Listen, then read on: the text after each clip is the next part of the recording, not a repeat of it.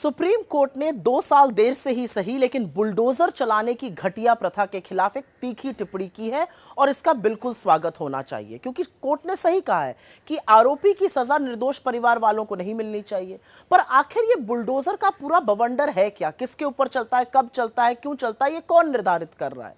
Housing and land rights network HLRN का अनुमान है कि स्थानीय, राज्य और केंद्र सरकारों ने 2022 और 23 में करीब 1.5 लाख घरों को बुलडोजर से ढहा दिया था, जिसके चलते गांव, देहात और शहर में करीब करीब 7.5 लाख लोग बेघर हो गए।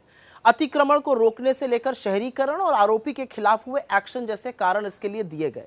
लेकिन बहुत सारे सवाल हैं और पहला सवाल यह है कि ऐसा कैसे होता है कि किसी आरोपी का घर, दुकान, होटल अचानक अवैध हो जाता है। एक ही दिन में अवैध निर्माण ढहाए जाने की सारी प्रक्रिया भी पूरी हो जाती है।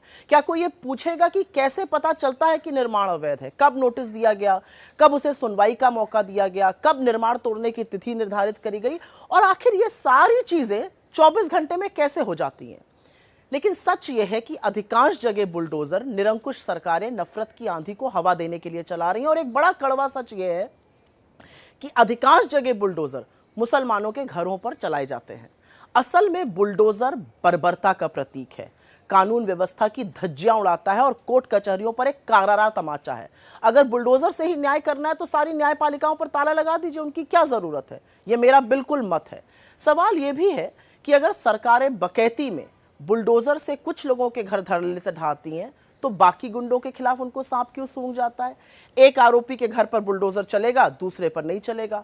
एक बस्ती उजड़ेगी, दूसरे के सामने जाकर बुलडोजर रुक जाएगा। तो क्या आरोपी का धर्म यह निश्चित करता है कि बुलडोजर कहां चलेगा?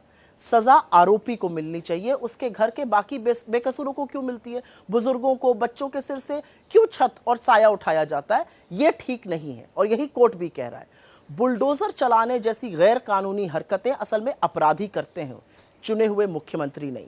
इसीलिए बुलडोजर वाले बाबा और उनकी इस बर्बरता की नकल करते हुए बीजेपी के तमाम कठपुतलियां प्रशासन कीजिए पाप नहीं, क्योंकि घर हिंदू को हो या मुसलमान का, बनवाने में एक उम्र लग जाती है। सुप्रीम कोर्ट ने 2 साल देर से ही सही लेकिन बुलडोजर चलाने की घटिया प्रथा के खिलाफ एक तीखी टिप्पणी की है और इसका बिल्कुल स्वागत होना चाहिए क्योंकि कोर्ट ने सही कहा है कि आरोपी की सजा निर्दोष परिवार वालों को नहीं मिलनी चाहिए। पर आखिर ये बुलडोजर का पूरा बवंडर है क्या, किसके ऊपर चलता है, कब चलता है, क्यों चलता है, ये कौन निर्धारित कर रहा है? Housing and land rights network HLRN का अनुमान है कि स्थानीय, राज्य और केंद्र सरकारों ने 2022 और 23 में करीब 1.5 लाख घरों को बुलडोजर से ढहा दिया था, जिसके चलते गांव, देहात और शहर में करीब करीब 7.5 लाख लोग बेघर हो गए। अतिक्रमण को रोकने से लेकर शहरीकरण और आरोपी के खिलाफ हुए एक्शन जैसे कारण इसके लिए दिए गए।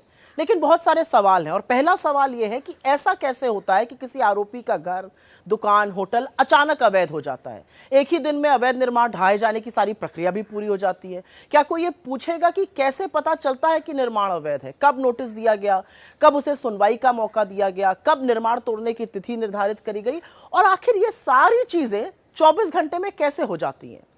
लेकिन सच यह है कि अधिकांश जगह बुलडोजर निरंकुश सरकारें नफरत की आंधी को हवा देने के लिए चला रही हैं और एक बड़ा कड़वा सच यह है कि अधिकांश जगह बुलडोजर मुसलमानों के घरों पर चलाए जाते हैं।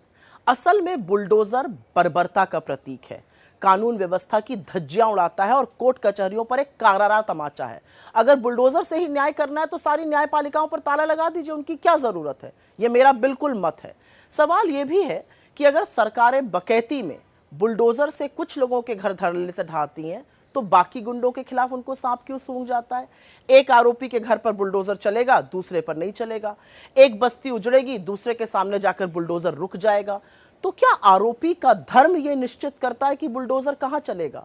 सजा आरोपी को मिलनी चाहिए, उसके घर के बाकी बेकसूरों को क्यों मिलती है? बुजुर्गों को, बच्चों के सिर से क्यों छत और साया उठाया जाता है? यह ठीक नहीं है और यही कोर्ट भी कह रहा है। बुलडोजर चलाने जैसी गैर कानूनी हरकतें असल में अपराधी करते हैं, चुने हुए मुख्यमंत्री नहीं। इसीलिए बुलडोजर वाले बाबा और उनकी इस बर्बरता की नकल करते हुए बीजेपी के तमाम कठपुतलियां प्रशासन कीजिए पाप नहीं, क्योंकि घर हिंदू को हो या मुसलमान का, बनवाने में एक उम्र लग जाती है।